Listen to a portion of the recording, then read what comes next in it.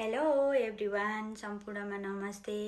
आज पनि म हजुरहरू समक्ष आइपुगेँ है। हाम्रो यो 30 डेजमा निरन्तर आउने क्रममा आज मेरो 12 डे भएको छ।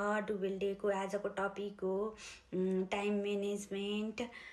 टाइम म्यानेजमेन्ट चाहिँ हाम्रो जीवनमा अत्यन्तै आवश्यक कुरा हो होइन। तपाईहरूले कसरी आफ्नो टाइमलाई म्यानेजमेन्ट गर्नुहुन्छ, भोलि गर्ने कामहरू आजै योजनाबद्ध गर्नुहुन्छ कि भोलि नै मात्रै योजना बनाएर काम गर्नुहुन्छ कि ऱ्यान्डम सिस्टमले गर्नुहुन्छ कि कसरी गर्नुहुन्छ कमेन्ट गर्नु ल। अनि म चाहिँ भोलि गर्ने कामहरूलाई चाहिँ आजै सेड्युल बनाउने गर्छु होइन।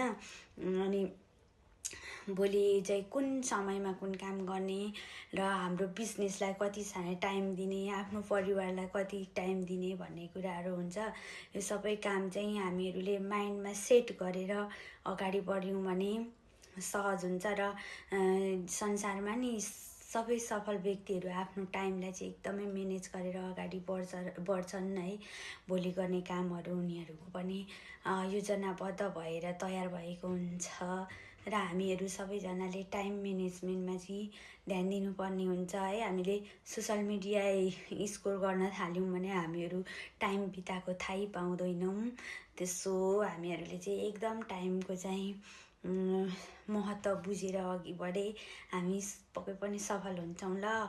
By by, next day next video. Okay.